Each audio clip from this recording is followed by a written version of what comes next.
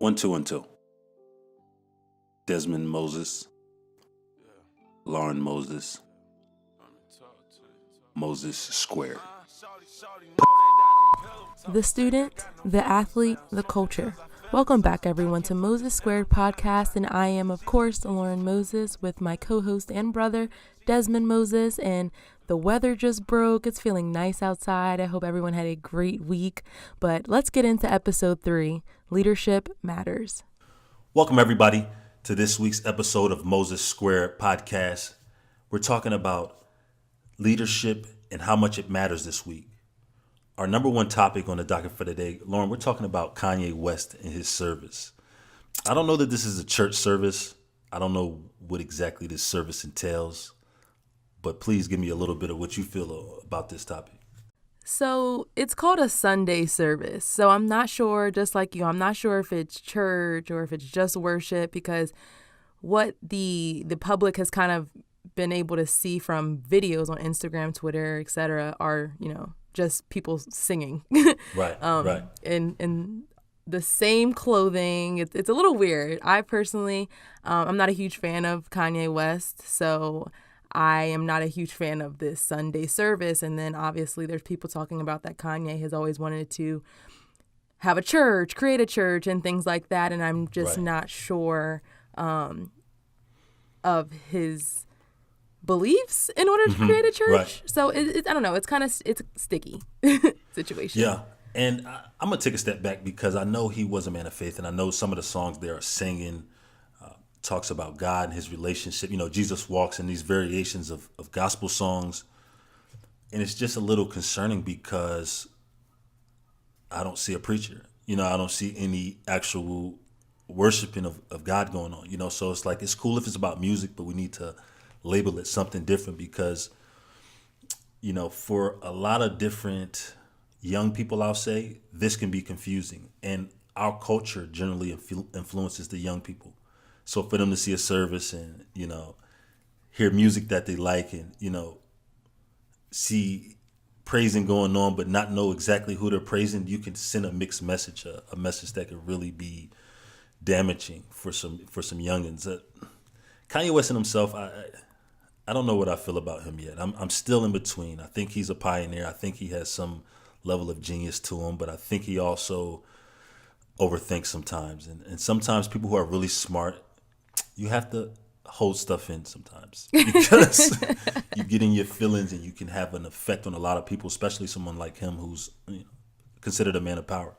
I definitely agree on the first part of that comment, putting a title on this, because I think we even talked about it just in a personal conversation. Like, everyone on social media these days wants to be woke. They want to be religious because it's cool, because people are posting about it on their Instagram stories and things like that, but they're not going about it in the right way in their personal lives outside of Instagram and things like that. So I do think it should have a title, but supposedly in one of those videos, a snippet of the video that was posted, Tony Williams, who's just a friend of Kanye West and a collaborator, he said that the goal is to be able to communicate love effectively. So that could be a part of their mission for their church service. I'm not sure. I think because it hasn't been openly discussed amongst Kanye West and the other people who created this, everyone's kind of left up in the air right now. Well, I mean, and there's nothing wrong with that. I'm all about love and spreading love, and I think that's essential. I think that's part of being great, and that may be what he feels his purpose is. So if that's the point and that's the message, do it. Just the mimicking of a church service and the all that is what throws me off. It's nothing wrong to have a beautiful service, to fellowship with people, concert style. And I've seen videos of old, just a fellowship of singers where they came together musically, and it was a beautiful thing. I wish I could have been there, back in Aretha Franklin. And I don't know if you've ever seen that video. Might have been a little before your time, but it was, Whitney Houston, and they literally passed the mic around, and it was just, the band was playing live and people were there, and it was not even a gospel deal, but it was just a fellowship of voices and love and music. And like I said, I wish I could have been there because that was super cool. And that's what's so powerful about music. I think that it can be very spiritual for many people. But I think it's one thing for it to be spiritual and one thing for someone to try to put a religious title on it because, you know, it's very unknown if the services have any specific religious format. So to throw, you know, Sunday service or church service on that, it can be a little difficult, and it can be, you know, dangerous in an age where religion is everything to people, you know, and it's becoming in different religions, not Christianity at this time, but it's becoming a target as well. Muslims have been targeted for the past year multiple times, and it's such a sad thing to see. So when someone of Kanye West's caliber begins to do something like this, you want it to be in a good light, basically. Right. And I mean, even for his own safety, I think it's important. Like you said, people are very passionate about, you know, religion, politics, and family. You know, those are the things, kind of the topics that you don't really want to touch on. And for me, this is a little sticky. I'm all about spreading love and bringing people together, being inclusive. I think that's a beautiful thing. But we just have to be careful about how we portray it for the youngins, for the youth, because God is real. And I know a lot of things, but I know you don't want to play with God. Yeah. So for Kanye's sake, you know, much love to him. I actually, you know, this is a shock for me to even say. I'm thoroughly impressed by his wife right now, Kim Kardashian, who is pursuing, you know, a law degree and has made an impact in not only her own community, in general. I think it's major what she's doing. What do you think about that? I think that's important because she has such a big name. She's such a big figure, and her face is everywhere. Right. And these days, social media is so prominent in our culture that for someone of, again, her caliber, they have to use their platform for good. Because it's so hard to say, because our culture is just very, what's the word I'm looking for? Malleable. They're easily persuaded. I mean, it's well, yeah, but our culture right now is just not in a good place, I don't think. right. Okay. Our society, it's scary almost. And so when you see two people like Kanye West and Kim Kardashian using their platform for good, it's a good thing to see. And especially when you have privilege, like Kardashians, they have all the privilege in the world. So seeing her do that and her being a voice for those who don't have a voice is really cool to see. Yeah, I mean, it's truly refreshing for me. I always kind of joke about the Kardashians, how I'm tired of them, you know, seeing them. But truly, for her to be an example for all of the young kids in that family, and, you know, show them that they can be whatever the heck they want to be, and not only be known for the body or for the figure, or for, you know, who their baby's father is, or who, you know, these different things are, TV personality, because it is more to life than that. And what she's doing is real to me. She's looking out and she's trying to cast a net and help other people who aren't as fortunate as her. And all jokes aside, I can respect that.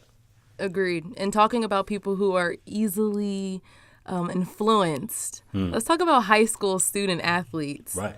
So let's start with this. What would you tell your younger self in high school as a student and as an athlete? What's something that you wish you would have known before the freshman year? Well, as a student athlete, there's two things that are, you know, essential. Obviously, the student part and the athlete. And I think that the student part a lot of times is overlooked. And even for, you know, a lot of local coaches and neighborhood coaches who have great intent, they want to see kids go to the next level, they a lot of times misguide these children into making the game seem more important than the academic. You know, in my neighborhood, Willingboro, New Jersey, there were kids that were way more athletic than me. And that's just the reality. You know, I wasn't the best athlete. I wasn't the fastest guy. I didn't jump the highest, you know, and I'm not going to try and fool anybody into thinking that. But I took my SAT my sophomore year, got a 1200, you know, because I had these steps in order. Daddy. Oh, and Daddy reminds me of that because I had to take my SAT three times.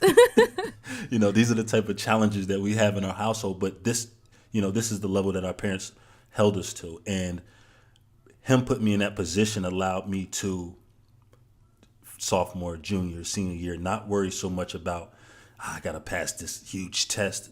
I got to maintain this 3.5 GPA that I have and develop my game year to year. And for me, it paid off in a way that it relieved the pressure.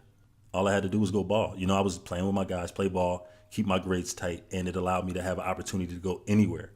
Yeah. That's so important to me because I've seen so many young men miss their opportunity for, not being a student first or not being a leader. And I mean, being a leader is, sometimes you're in an environment where it's tough, you have distractions, but you have to separate yourself and you have to do that with your actions. Sometimes you got to make tough decisions. And these decisions can be the difference between jail time and going off getting a full scholarship. So it's that important. But we both took a different path getting to where we went to. For a young female or male student athlete, what was one of the things that you think separated you from some of the other athletes or from some of the other student athletes that just didn't totally get it? So I know why we're siblings, because we literally think the same. And I wrote down being a leader, not a follower. My mom used to tell me this all the time as a freshman. Right. I started school early. So I went to high school, at 13 years old. Wow. So a lot of my friends on the basketball team, they were 16, 17, 18 years old. Right. That's a huge difference. For sure. So I was obviously easily influenced. And so both my parents, they really just instilled that in me, being a leader, not a follower. And so as a freshman on the basketball team and being one of the best players, I learned that very quickly. And I learned that there's some things that you just have to sacrifice. Right. And that goes across the board no matter how old you are. But as a high school student, I think it's a little bit harder to sacrifice because you don't really see how it can pay off in the end. Yes, So sacrifice. I would tell myself not to be afraid of that sacrifice as much as I was, because there were times where I was like, oh, I could really go do this workout, or I could go to the movies with my friends, or I could go to Right. this party, or things like that just don't matter. Like they For don't sure. matter at all. So yeah, sacrifice and being being a leader, not a follower. Yeah, that's so important. And I even had my group of guys in Willenboro where we were, we had friends that hung with tough crowds, and even, me myself at one time hung with a tough crowd, but I didn't let it define me. Even when I was in that space, I would take 2-3 guys with me and say, hey, I got to run these hills. Come get this work now. You know what I'm saying? We gonna hang with the ladies and all that. Although that wasn't the route, but that's what we were on. We Yeah. still made time. I made sure to make that time. People used to joke in high school, when I first went to RV. I don't know if you know the story, but me and Daddy went up to RV after my 8th grade year. And, the football team's working out. And I'm looking at these guys and I'm like, man, I think I'm more athletic than these guys, but I think they're stronger than me. So I'm like, I got to get my weight up. I'm about 155, maybe 160 at this time. Mm-hmm. From that day until camp started, I was in the weight room twice a day, to the point where the strength coach is like, hey, man, it just can't be good for your body to work out twice a day. And I told him, I was like, hey, look, you just worry about keeping this gym open, okay? Because I'll be here. Exactly. Things like that, dedicating that time, analyzing your game, evaluating yourself as a person, as a leader, as a student, as an athlete, and trying to better yourself every single day is part of the mission, because that's one thing as an athlete, even all the way up through my pro career, was to get better every single day. And even if it's one small thing, if you can make one little jump per day. Improvement each day, right, yep. Stack it up, stack successes. Over time, you look back and you've accomplished, something that you can be proud of. And for student athletes, number one thing is you have to have the grades. This is not the old school society. They can't go and, Nope. flip a letter over. They can't go in there. Oh, we'll just add we can't do that. You got to do things the right way because the microscope is huge. College sports is huge. Everybody wants some money, so you got to do it right. And for the great universities, the top-notch ones, they do that. They find a way to do it, but they find those players who are student athletes. And I agree. I think that you bringing your friends along with you also start that leadership role. Right. Because I have some friends who obviously, everyone kind of has their own thing going home at home. But once we were in that gym, it didn't matter. So bringing your friends along, being that good influence in their life that they may not have elsewhere is extremely, extremely important.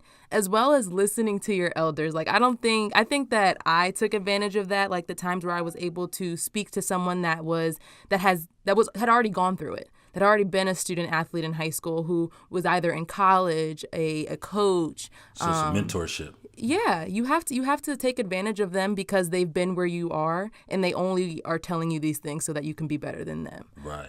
So definitely taking advantage of all the opportunities that you have with someone who's been in your shoes already. So that's two major things that you've hit on today. We talked about sacrifice, and you just hit on another one, is mentor. Having a mentor, getting that mentorship is one of the keys to success, whether it's business, school, sports, coaching. Life is about, there's somebody that's been there. There's no guideline to life, but, there is guidance. So if we use that and we actually listen and open our eyes, now, it can go both ways. I had great guidance in my life, and I was still just a hard-nosed, hard-headed kid. Yeah. I was like, that sounds right, but I'm going to try my way. Let's see what happens. And it's like, for me, it made some things tougher, and it made me tougher in other instances. So that's just style. But, the easy way, the easiest route, the wisest route to go is take heed, listen and be obedient. Like you said, get that mentorship from somebody who cares about you, somebody who's been there. That matters, because a lot of people will give you some, I would have, man, you should have. Oh, yeah. And beware of those who try to take credit for your successes, because that seems to happen a lot in high school. It seems like, that trainer that got you opened the gym for you, or that trainer that worked out with you one time wants to run around and tell everyone, Lauren Moses, Dezman Moses, yep. I was her trainer. I was his trainer. Stop it. Yeah. Well, you know what, though? And I joke about that, too, but that's kind of part of it. And, there's going to be a lot of people that have a hand in your success, and they may or may not take more credit than they deserve. It takes a village, but... Yeah, but it definitely matters because, success is the ultimate, I get to reap my own benefits. Hey, you don't have to take all the credit. You take the credit. I'll take the success. You know what I'm saying? It's like, take all the credit, because reality is it does take people, but you have to be able to look in the mirror and say, yeah, this person helped me. This person helped me. Humble yourself and be grateful and lend that hand back. That's part of the process and how it works, because even you, all the people you help, you'll feel that same pull back, when it's your time to, and even throughout your college career, if you helped and mentored young girls and, in the Virginia area. So you feel that pull, and that's part of being, an athlete. That's how the cycle works. You lend a hand, you get a hand, and that's the beautiful part, the part that I think makes sports a relatable thing. It makes students who are athletes into better people. I was going to say, talking about some success and mentorship, great night, April 25th, NFL draft time, changing lives forever. Yeah. So it took place on the 25th, everyone's lives. Everyone's just like super excited for these young men entering the professional league, something that a lot of these men have dreamed of since a little kid. For sure. However, a few days after that night, we got a lovely tweet from our dear old President Donald Trump. Right. How'd it go? And it stated, I'm just going to read it just in case. I haven't seen anything. Gosh. Okay. Well, I'm going to read it for you. Congratulations to Nick Bosa on being picked number 2 in the NFL draft. You will be a great player for years to come, maybe one of the best. Big talent, ! San Francisco will embrace you, but most importantly, always stay true to yourself. Make America great again! ! Wow. So just to the number 2 guy. Yeah, okay. Yeah. So what do you think about that tweet alone before I go into a little bit more about what Nick Bosa stands for as a person? Yeah, I mean, this is interesting, from the president. I never really talk too much about politics, but nonetheless, we're talking sports and football, and this is what it is. I think it's, he's been known to be active with his fingers on Twitter. We'll say that.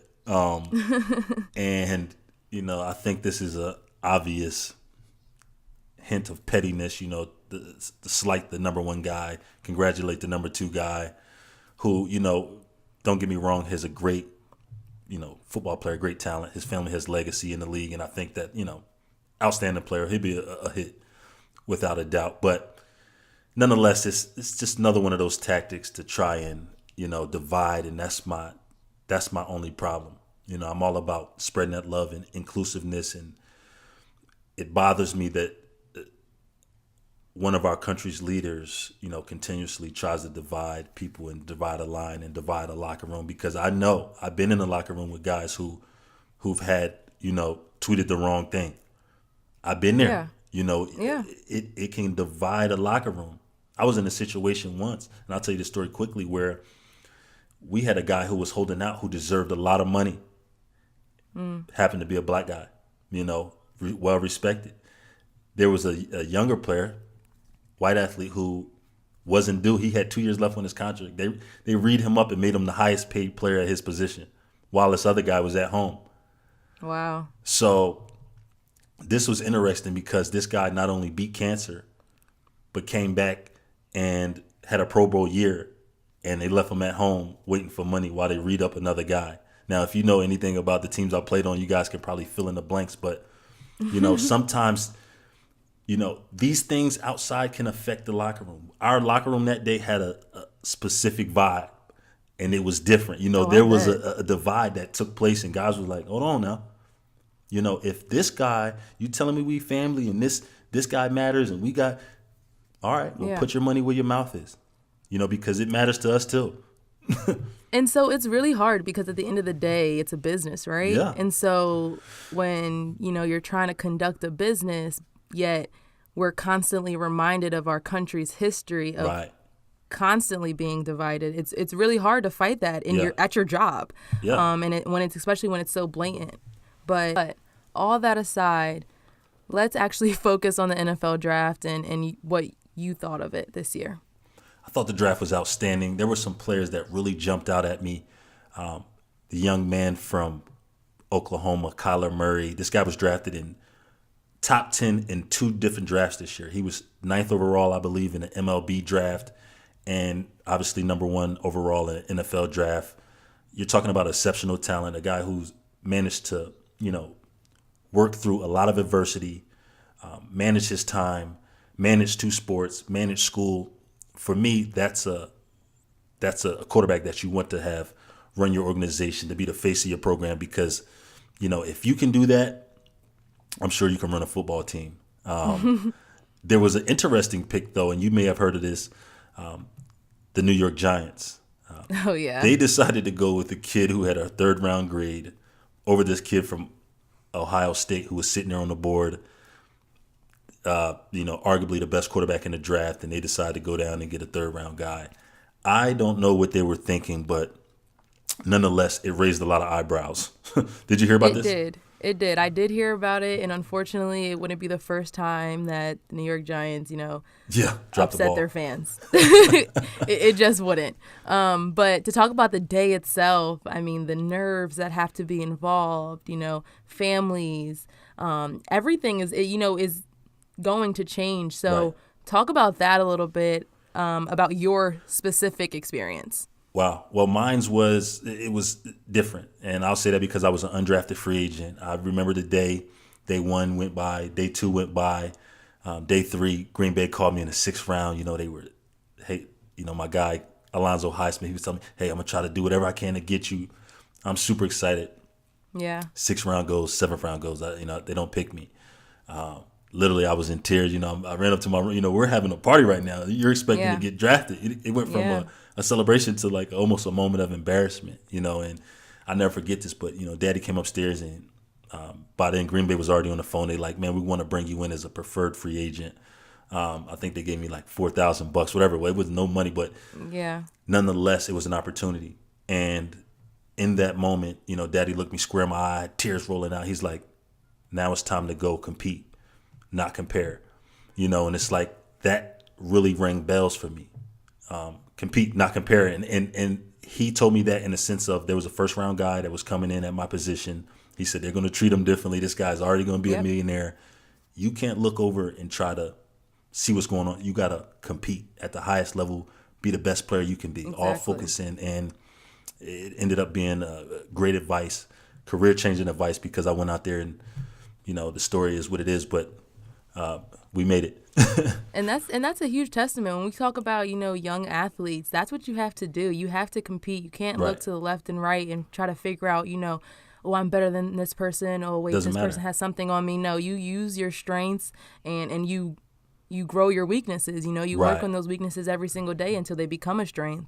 And that's what I think younger people need to focus on more. And it's true testament. Yeah. We appreciate you guys tuning in to Moses Squared Podcast. Stay updated on the podcast. Follow me at Twitter and Instagram at Dezman M, Dezmanm. And you can follow me on both Instagram and Twitter. On Instagram, I can be found at Lauren.Brielle with 2 E's at the end. And on Twitter, Lauren_Brielle with 2 E's at the end. Also, be sure to subscribe to our YouTube channel titled Moses Squared Podcast. Thank you so much for tuning in to this episode. And if you have any recommendations or questions you may want answered, be sure to tweet both me and Des on Twitter, finishing it off with #MosesSquared. God bless and see you next week. My life a movie, you feel me? Yeah, shorty says she wanna see the real me. Cause it's too deep, baby. No, you can't heal me. I know all about